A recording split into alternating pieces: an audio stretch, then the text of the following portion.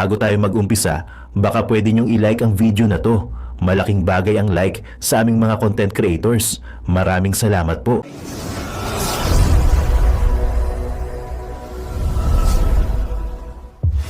Alright, finally po, lumabas na po ang resulta at negative po si Bongbong Marcos sa wakas. Nag-negative po siya. Ito, totoo po ito mga kareaksyon. Sa wakas, inilabas na po ang resulta at negative po si Bongbong Marcos. Maniwala po kayo sa hindi. Ito po ay lumabas sa pag-aaral at pag-examine ng mga datos sa kanyang examination. Ito po. Nag-negative po siya finally, negative. Kaya wag na po kayong magtanong kung positive siya o negative. Finally, masaya na po ang buong bayan dahil napatunayan po natin na si Bongbong Marcos ay negative. Ito po ang resulta. Boom! Sa pangaboy. Boom! Alright! Magandang araw sa inyo mga kababayan. Isang congratulations muna natin si PBBM Marcos Jr. Alright! Okay guys, napakaganda ng pag-uusapan natin ngayon. Kasi kailangan mo munang mag-congratulation kay BBM. Opo, ikaw yung nanonood, di ba? Nakita mo naman yung thumbnail sa kayong preview na si Bongbong Marcos is negative ang resulta. Ang lupit mo, congratulations sir! Okay guys, napakaganda ng pag-uusapan natin ngayon, no? Preview pa lang yung napanood nyo, talaga naman nakakagimbal, nakakilabot itong video na to. So isususpend ko pa yung ngayon, suspend, alright, suspend, no? Napakaliit lang ng binigay ko sa inyo na preview. So kayo na mag-analyze pag pinanood nyo po yung full video. Alright, so mga kababayan, no, lumabas na nga po ang final resort. Uy, final resort! Na si Idol BBM ay lumabas na po ang resulta. Okay? So ngayon mga kababayan, itong si Attorney Harry Roque ay mukhang aapila pa po, no? Nagrereklamo yata si Attorney Roque sa naging resulta, no, kay BBM. So kung ano man yung resulta na yan, kayo na mag-analyze mga kababayan. Kung ano po ba ang masasabi nyo sa video natin na to, pwede po kayo mag-comment down below. At kung magustuhan mo itong video na to, paki-like and share at subscribe na rin. At ganito mga kababayan, no, kung ang ano man tong resulta na to, pwede po kayo magkomento dito sa video na to. Tayo nagre-reaction lamang at ako yung nagko-congratulation lang din naman kay BBM. Sabi ko nga sa inyo, wag muna kayo manghusga. So kahit ano man mangyayari mga kababayan, kung ano man yung ating pinaglalaban dito ay sana walang iwanan, no? Kung ano man yung dati natin sinasabi na dapat ganito resulta dapat ibigay, wala tayong iwanan, di ba? At least lumabas na yung final resort na negative si BBM, di sabihin mo na lang din congratulations. Para naman ay makita naman din ni Pangulong Bongbong Marcos na nagko-congratulation ka sa kanya, di ba? At ay manunood tayo mga babayan. Hindi ko napapahabain yung aking sinasabi kasi meron ako nababasa dyan ng mga nagko-comment na, boy, ang dami mo sinasabi, ang daldal mo, ipasok mo na yung balita. Ay nako. So syempre mga kababayan, bago tayo magsimula, don't forget, no, wag niyo pong kakalimutan itong ating Team PDP laban, ilang tulog na lang, no. Alam ko napapaginipan niyo na mananalo ang ating PDP laban kahit ano man ang nangyari, kung ano man yung resulta na lumabas na negative si Pangulong Bongbong Marcos, iba naman yun Iba naman din tong ating kinakampanya na ang Team PDP laban. Sabi ng Tatang Digong, pag hindi nyo sinuportahan itong aking Team PDP laban, kalimutan nyo na ako. Yun lang naman ang pakiusap ng ating dating Pangulo na si Tatay Digong. Sana wag natin bibiguin. Ituloy-tuloy nyo po yung 10, no? Wag po tayo mag-iiwan, no? At yun na lang po yung tulong natin sa bansang Pilipinas kung saan po tayo nakatira. Para naman po ito sa atin, sa mga anak natin, sa kaganda ng ating bansa, para matapos na itong mga ganitong maritesan, matapos na yung mga hearing na walang katapusan sa hearing, mga siraan. Dapat po ang ating asikasuhin yung bayan. Ito po yung pangako ng PDP laban na asikasuhin nila yung mga budget ng Pilipinas. No, iwas budol, iwas korap. Dapat po Team Tatang Digong At yan naman ay talagang napatunayan Tatang Digong na hindi naman talaga napapalabas na mga project niya na hindi naman napapakita. Dito sa channel natin nakikita nyo naman kung anong mga nagawa ng Tatang Digong. Sana napapanood nyo po yon.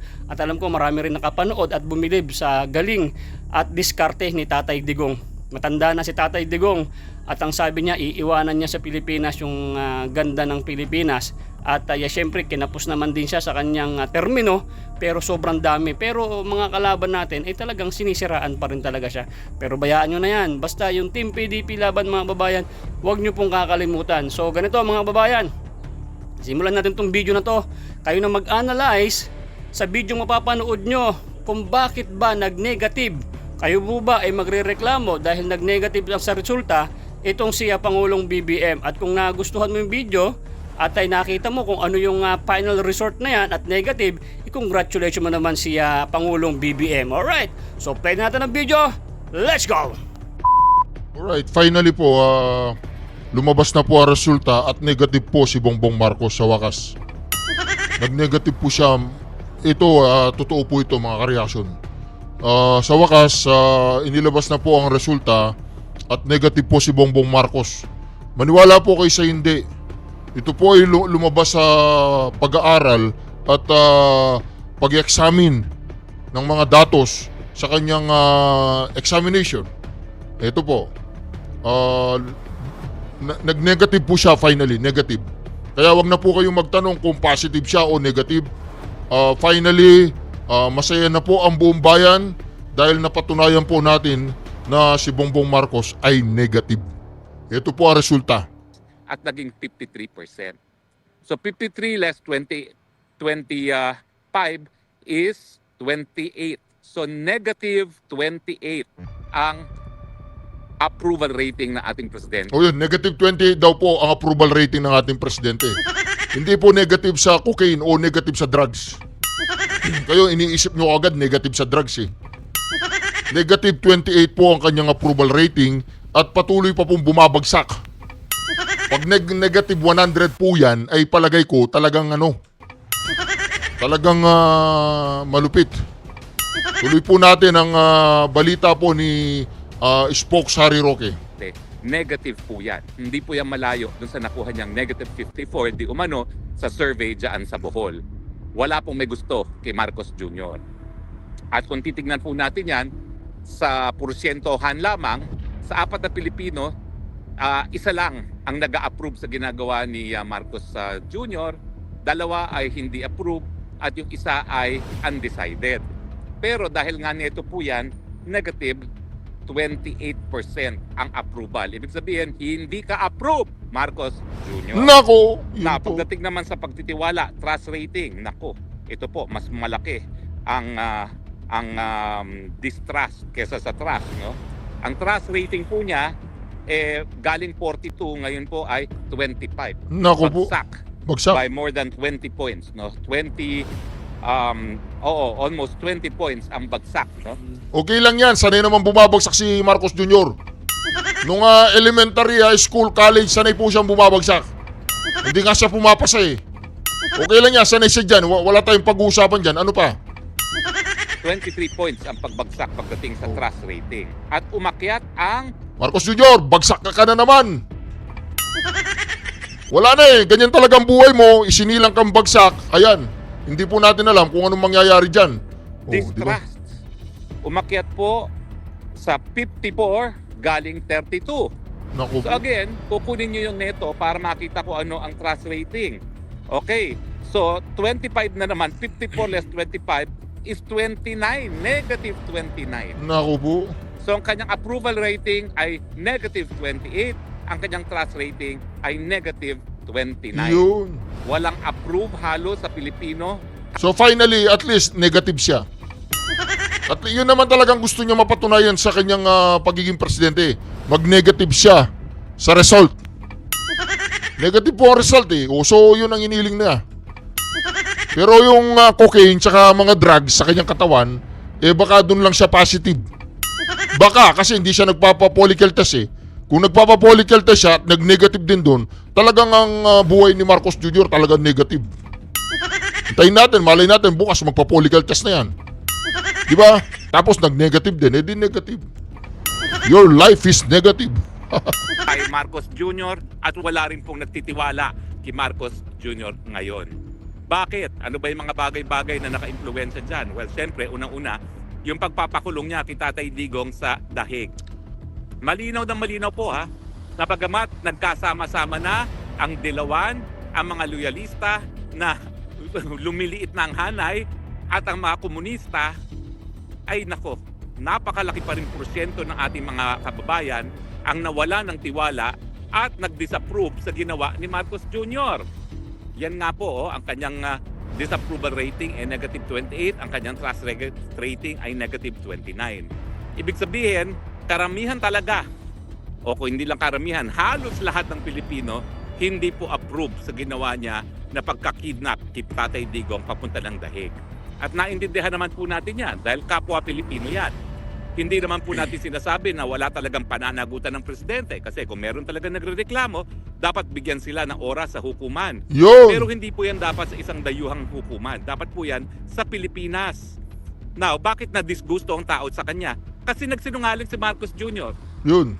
Nung kaharap ako sa Malacanang, nung July pa lang of 2023, sinabi niya, hindi tayo makipagtulungan sa ICC dahil yan ay labag sa ating soberenya at labag sa ating jurisdiksyon. Pero anong nangyari? Behind the scenes, yan, naalaman natin sa investigasyon ni Manang Aimee, behind the scenes, talagang pinagplanuhan nila ng mabuti kung paano nga ikikidnap at mapadala sa dahig ang ating Tatay Digong. So, mali yung ginawa niya na pinakidnap niya at pinadala sa Hague ang Duterte, pero lalong disapprove ang taong bayan at nawala ng tiwala sa kanya kasi sinungaling siya. Yun! Kasi walang lumabas sa bibig niya kung hindi tayo makikipagtulungan. Hindi tayo makipagtulungan. Itataguyod ko ang ating soberenya, itataguyod ko ang ating soberenya. Yung pala, para lang mawala ang tinik sa kanilang buhay, isinurrender ang Tatay Digong. Yun! Pero hindi lang naman po yan ang mga dahilan kung bakit ganitong kalaking bagsak. Ha? Mahigit 20% points po ang bumagsak sa kanyang approval at trust rating. Siyempre, nandyan pa rin yung pagbuhay ng Pulboronic video. Yun! Buti na lang binuhay ng NBI at saka ng Huwad Committee, no? Ng Traidor Committee. Kasi nga, bumalik yung issue. Nasa tamang pag-iisip ka ba? Kasi nga, sino naman ang nasa tamang pag-iisip na yung pinakamahal na presidente sa kasaysayan ng Pilipinas, pakikidap mo at padadala mo sa dahig? Hindi ba? Meron talagang sayad yung taong gagawa niyan. Mantakin mo, kikidnapin pa. Meron na nga proseso nakasaad sa Rome Statute, hindi pa sinunod mismo yung proseso. Yan. Kaya tuloy, bagsak-bagsak ang trust at saka ang approval rating. So, ang tanong nga, bangag ka ba? Siyempre, i-adapt mo pa yung pagkidnap at pagpunta sa dahig, natural, negative 28 at negative 29 ang approval at trust rating mo ngayon. Naku po. Ang record po talaga is negative 54. Yan daw po ay na-record sa Bohol. Kaya mga Boholano, maraming salamat naman at naninindigan kayo. Alam nyo talaga makabayan yung mga Boholano. Hindi nyo alam na ang kauna-unahang republika sa Asia ay hindi ang Republika ng Pilipinas. Yun po ay sa Bohol, nung panahon ni Daguhoy. Okay? So, talaga naman po makabayan ang ating mga kapatid galing dyan sa Bohol. No? So anyway, so bukod pa dyan nga sa ginawa kay Tatay Digong, nandyan na naman ang Pulboronic video. At nandyan na naman yung pinakamataas na hanay ng nagugutom na mga Pilipino, 52%. Kalahati na ng ating mga kababayan ang gutom. Paano ka ba naman magkakaroon ng approval rating na mataas? Teka lang, Senator Harry Roque, actually hindi sila nagugutom. Hindi na sila kumakain kasi batak na batak. Hindi sila nagugutom at hindi sila natutulog. Hindi ba yun? Hindi, ibang usapan yun. Sorry po, sorry. Akala ko yun ang usapan. Kalahati ng Pilipino, isa sa dalawa, gutom. Kumakalab ang sitmura. Di ba? Tapos dadagdagan mo pa ng iba pang problema. Kriminalidad. Ano nangyari kay Anson Ke? Napakakarumal-dumal na krimen at meron na naman po akong balita meron na namang mayaman palang nakidnap pero tahimik sila ngayon dahil ayaw na nila madagdagan ang problema nila na talagang bagamat pinangangalandakan nila na mas mapayapa daw ngayon ang ating mga lipunan sa ilalim ni Marcos Jr. Kita nyo naman kung gano'ng karumal-dumal ang mga kidnapping. Sabi nga nung presidente ng Chinese Association, no? 12 itong taon lang ang nakidnap. 10 mga Filipino-Chinese, 2 dayuhan. Ako lang matapos ang eleksyon, dala-dalawang hawak kong kidnapping for ransom na mga kaso. Isa doon, ang akusado ay paniniwalaang nag-death threat pa kay Inday Sara Duterte. At talaga namang ang sabi, organized crime yan. Kaya yung isang na PNP chief dati, binigyan o kauli ng security. Pero siyempre, bawi na yun. Binaya ng unang-unang ginawa ng Marcos Jr. Tinanggal lahat ng security detail. Miski alam naman nating lahat na yung aking pinoprosecute na kidnapper ay may sariling private army. No? At mabuti na lang, bago sila nakagalaw, na-raid na. At nawala na yung kanilang mga armas. So, number 1, pagpapadala sa pagpapakidnap ni Tatay Digong. Number 2, yung yung pulboronic video at yung hindi pa nagpapa-hair follicle test ng tuluyan ng mapasinungalingan na siya ay vangag. Number 3, yung gutom ang taong bayan. At number 4, yung kriminalidad na lantaran. Pero wag natin kakalimutan patuloy pa rin tumataas ang presyo ng bilihin. Bumaba man ang inflation, in the first place, mataas na yung inflation sa mga nakalipas na panahon. So bumagal lang ng kaunti, but make no mistake about it, napakataas na ng presyo ng mga bilihin. At yan naman po ay palagi nating pinag-uusapan na ang root cause ng mataas na presyo ng bilihin ay yung kakulangan ng gobyerno na bigyan ng suporta agrikultura sektor kung saan naghahanap buhay ang karamihan pa rin ng ating mga kababayan. At pangalawa, yung sunod-sunuran kasi tayo sa mga Amerikano nang sinabing wag bumili ng mga murang gasolina at petrolyo sa Russia, ginagawa natin yan. Bagay na hindi naman sinusunod ng mga bansa gaya ng India at ng China, kaya nakikinabang pa rin sila sa murang presyo ng petrolyo. At siyempre, yung usapin pa rin na kulang ang trabaho, mababang sweldo. Bakit nga po? Dahil kinukonsiderang kaaway ang pinakamalaking pinanggagalingan ng kapital dito sa Southeast Asia at pinakamaraming pinanggagalingan ng turista sa Southeast Asia. Ulitin ko po 35 million ang Thailand, 6 million galing sa People's Republic of China. Tayo, 5.5 million. Total tourist na yan. At hundreds of thousands lamang ang galing sa China. Mantakin nyo, kung makakuha lang tayo ng kalahati ng turista galing sa Thailand, 15 million. Naku po, siguro ang ating GNP magiging 18 to 19% per annum. Talagang magiging tiger economy tayo dahil laking ganda naman ng Pilipinas kesa sa Thailand. Ako po'y hindi ko sinasabi yan dahil ako'y Pilipino. Sinasabi ko po yan dahil ako'y gala. Ako'y lakwatsero. At nakita ko na po ang mga suluk-sulukan ng Thailand, Indonesia. Wala po talagang ikukumpira sa ganda ng ating bayan. Kaya nga po, kung ako ngayon ay nasa abroad, dahil hindi ko po yan gusto. Dahil ako po'y umiiwas lang doon sa panunupil ang aking karapatan, lalong-lalo na yung karapatan ko na maging malaya dahil wala naman po akong kahit anong pagkakasala na nagawa laban sa bayan at laban sa ating Panginoon. Alright. So, finally, congratulations. Lahat po ng mga loyalista, kinukongratulate ko po kayo, mga loyalistang bulok, kinukongratulate ko po kayo na finally negative po si Bongbong Marcos. Yun nga lang sa approval rating tsaka sa trust rating. Hindi po sa drug exam. O ito po. Sa iba pang balita, bumulusok sa 17% ang trust at approval rating ni Pangulong Bongbong Marcos sa pinakahuling Pulse Asia Survey. Sa pananaw po ng isang political analyst, malaki ang naging epekto kay PBBM ng ginawa pong pagpapaaresto kay dating Pangulong Duterte na sinundan pa ng investigasyon ng Senado kung saan nabunyag ang mga ginawang umano'y paglabag sa mga karapatan ng dating Pangulo. Karagdagang detalye sa report ni Mean Corvera.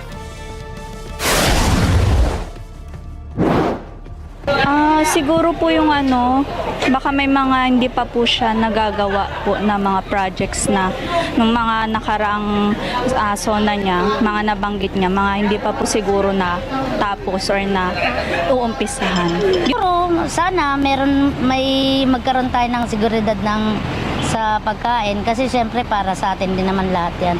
Sana sana sa susunod na magkaroon tayo ng ganong Sana yun din ang masikir ni BBM sa atin. Yan ang hinaing ng ilan lamang sa ating mga kababayan na posibleng dahilan rin ng pagbaba ng kanilang tiwala sa administrasyon. Sa pinakahuling survey ng Pulse Asia, bumulusok pa ang trust at approval rating ni Pangulong Bongbong Marcos habang tumaas naman ang performance rating ni Vice President Sara Duterte nitong Marso ngayong taon. Ginawa ang survey mula March 23 hanggang 29 kung kailan tinanong ang taong bayan sa kanilang opinyon hinggil sa naging pagganap ng tungkulin ng mga opisyal ng gobyerno. Si Duterte lang ang nakakuha ng pinakamataas na rating sa 4 na pinakamataas na opisyal ng pamahalaan. Sa ulat sa Bayan Survey, bumagsak sa 17% ang approval rating ni Pangulong Marcos mula sa dating 42% noong Pebrero at 25% nitong March. Taliwas yan sa performance rating ni VP Sara Duterte na umabot sa 59%, tumaas pa ng 7% kumpara sa 52% nitong Pebrero.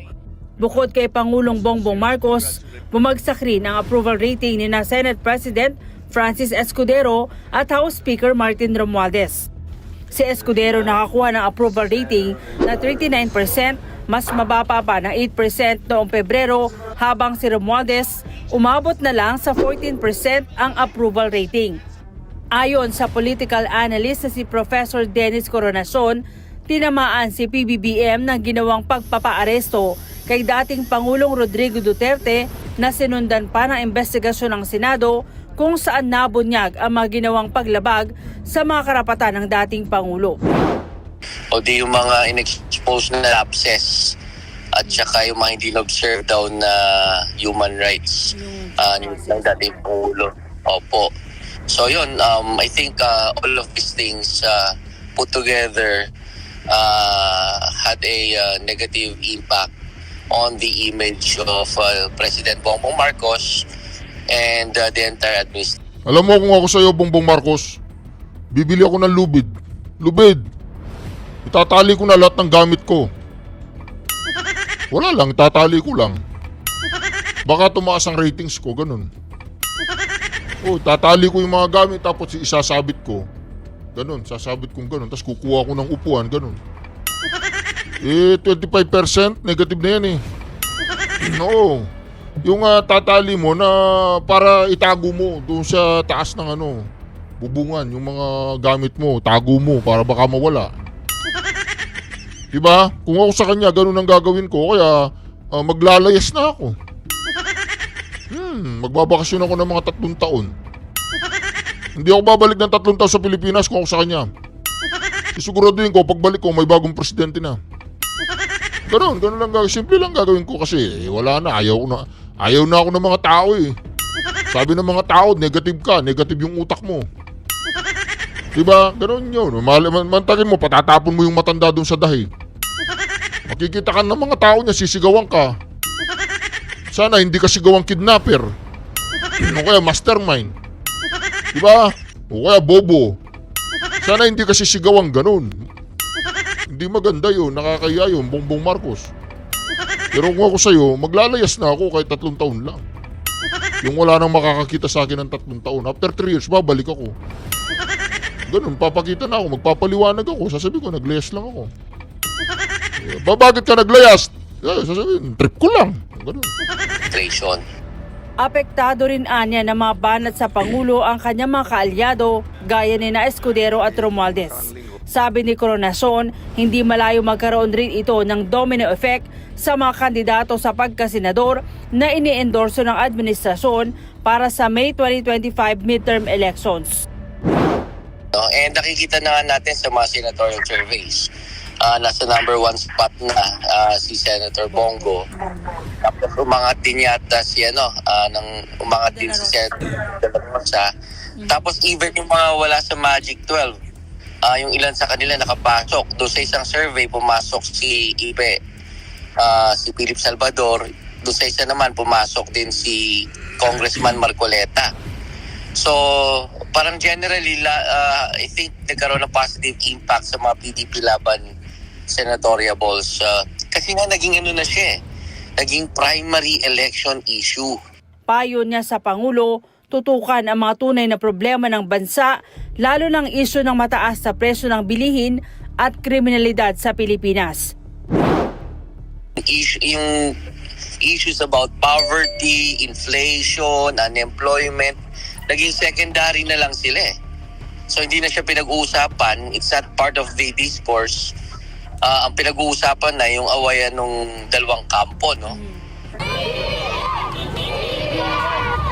Hindi na raw kasi maaring gamitin ni Pangulong Marcos ang isyu ng unity na inalok sa mga kababayan nang tumakbo ito sa pagkapangulo. It's quite obvious na parang mahirap na magkasundo yung dalawang nag-aaway ang kampo na to. Siguro if ever, kasi hanggat mayroong tawag dito, hanggat very intense yung awayan nila at parating laman ng araw-araw na magbabasa ka ng mga news, sila yung laman ng mga balita. Patuloy siyang magsasuffer yung kanyang image, yung kanyang approval rating, kanyang performance rating. May Ann Corbera para sa Mata ng Agila, matatag. Politically, the arrest of former President Duterte was really a catastrophic thing for the administration. Not only because it really created or it awakened yung mga supporters ng ating dating Pangulo, but more importantly, it clearly elevated the idea na meron talagang mga hindi nagagawa itong administration na to.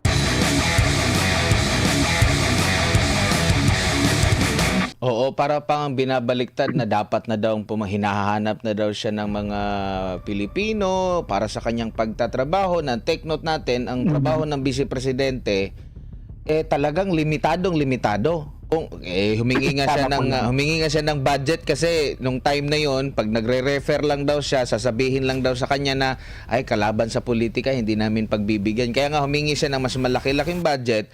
Tapos sinabi na naman ng mga kongresista na hindi, doble na, meron ng ganitong trabaho ang ganitong ahensya, ganito. Kaya nga gumawa siya ng mga programa kasi maya't maya, marami pa yung mga pumupunta sa kanyang opisina at humihingi. At ang sabi naman niya, kung hindi nyo papayagan, okay lang sa akin. So kumbaga, limitado lang talaga, spare tire lang talaga ang VP Sara. Meron lang siya out of sa kanyang budget, doon na lang siya kumukuha, humuhugot, tumutulong at yan yung nakikita natin sa official page ng Office of the Vice President. Pero parang ang turing sa kanya, siya na ang presidente na talagang napakahalaga, bumalik ka na rito. Kaya nga, ito ba yung nakikita mo rin, Prof? Kasi more on politika na yung pinag-uusapan, paano kalabanin yung mga kalaban na lalo na sa darating na election ngayon, election din sa 2028, kasi ang mga most urgent national concerns ng ating mga kababayan, based pa rin dito sa Pulse Asia Survey, wala naman ditong nakapangalang Duterte. Ang nandito ay controlling inflation, 69%, increasing, taasan yung sahod ng mga manggagawa, 36%, labanan ng graft and corruption sa gobyerno, 28%, labanan ng kriminalidad, 28, ma-reduce ang kahirapan, 27, gumawa ng tawag nito, more jobs, mga trabaho, 20, promoting peace sa ating bansa, 17, providing assistance sa mga magsasaka, 13, addressing problems sa involuntary kagutuman, hunger, 13, enforcing the law on all, whether influential or ordinary people, 11, providing support sa mga malilit na negosyante, restore their businesses, 10. And approval rating ng ating Pangulo ay talagang bumulusok pa ibaba. Given these parameters, isa lang po ang talagang pinapatungkulan niyan. Politically, the arrest of former President Duterte was really a catastrophic thing for the administration. Not only because it really created or it awakened yung mga supporters ng ating dating Pangulo, but more importantly, it clearly elevated the idea na meron talagang mga hindi nagagawa itong administration na to. At ang ginagamit nila na sabihin na natin pang-cover up doon sa kanilang shortcomings at misgivings nila, ito ngang pamumulitika nila laban sa mga Duterte.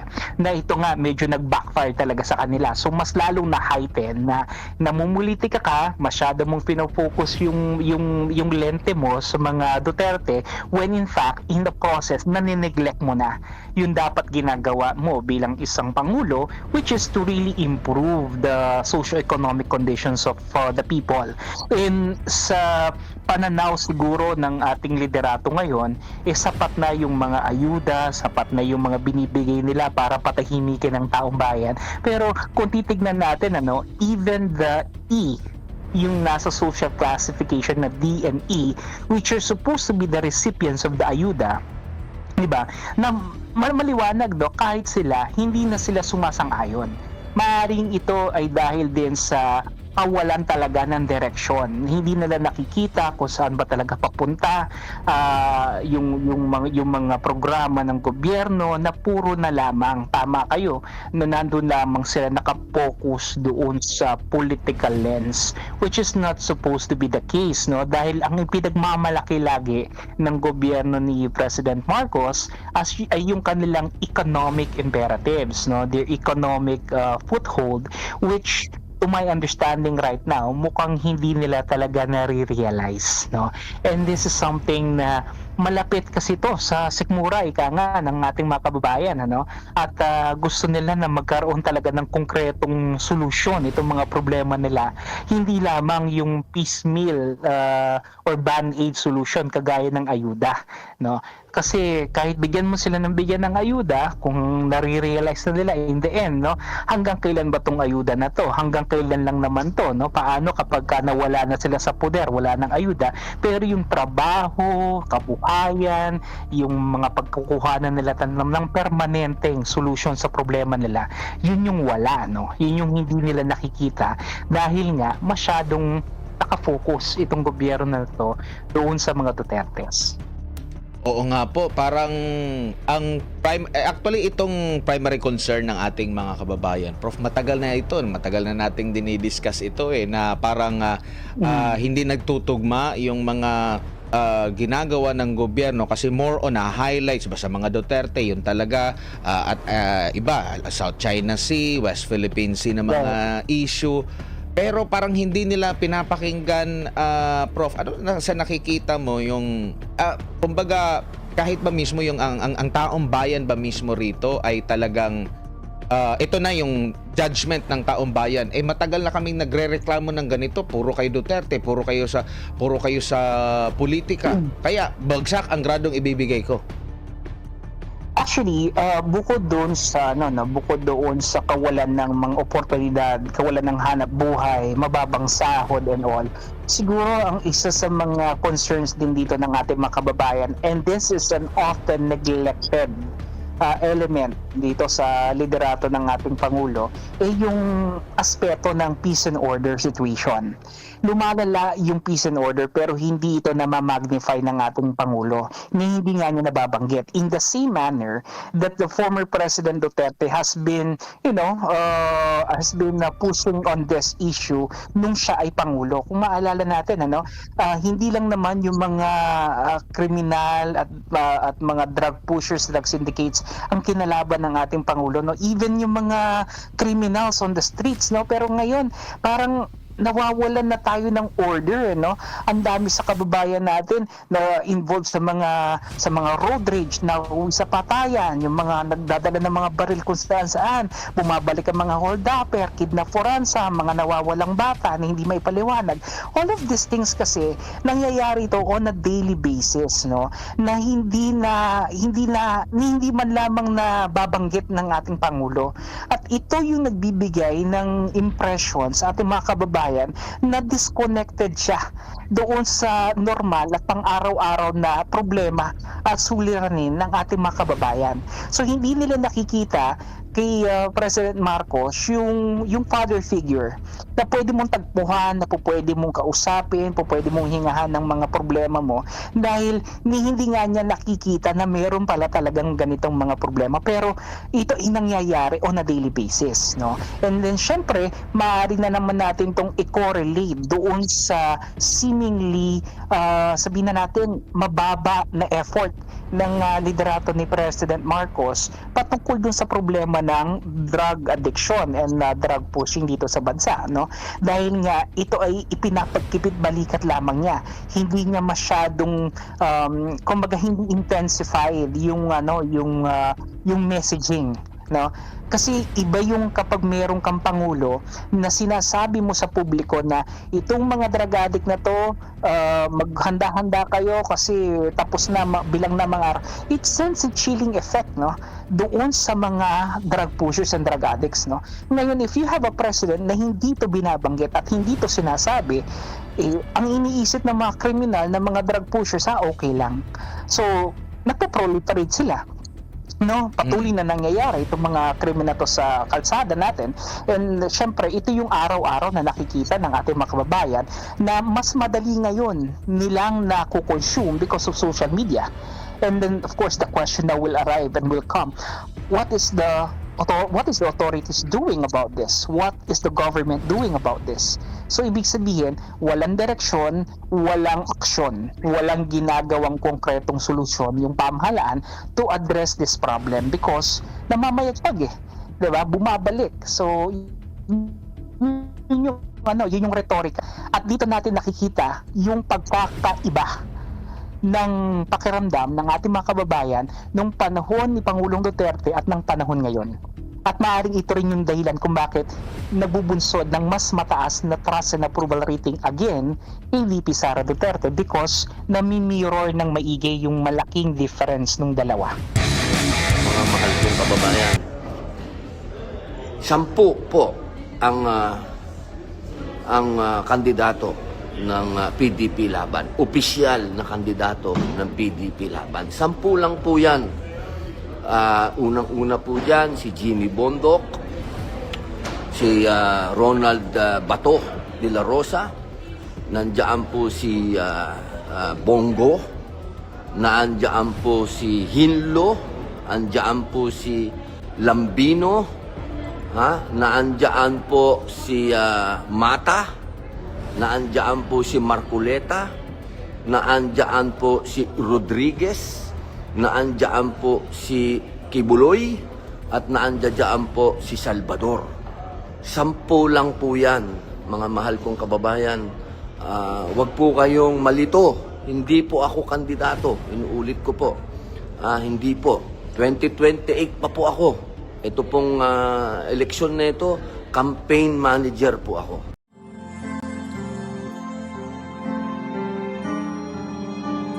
Melody ng song.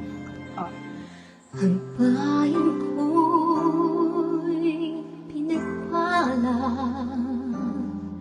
pagkat sa aming pinigay ang isang biyaya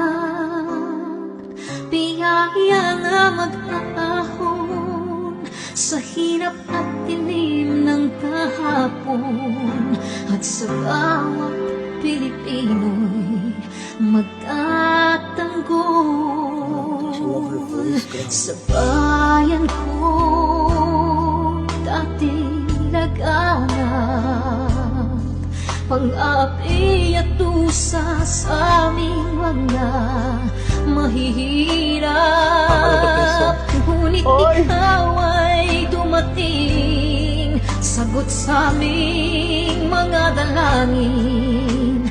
Muli kaming babangon, mabuhay ka na kay Digong.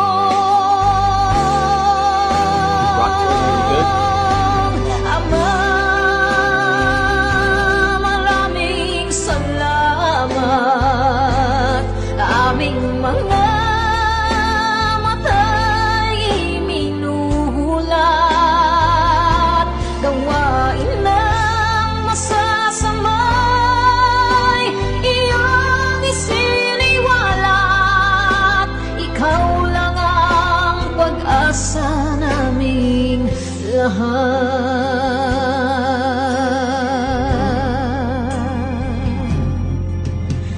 Very ayan ko Pinamatay niya ako kung iyak ako. Pilipinas, muling makikilala at itataas.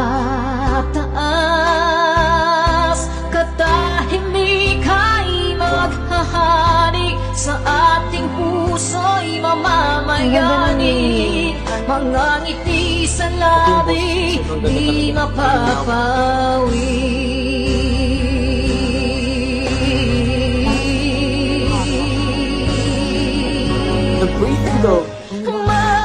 Mabuhay ka, Tatay Digong, maraming salamat. Ang malasakit sa Pilipino ay walang kasing tapat. Ika'y paglalaban ng iyong mga anak. Tunay kang biyaya sa bansang Pilipinas.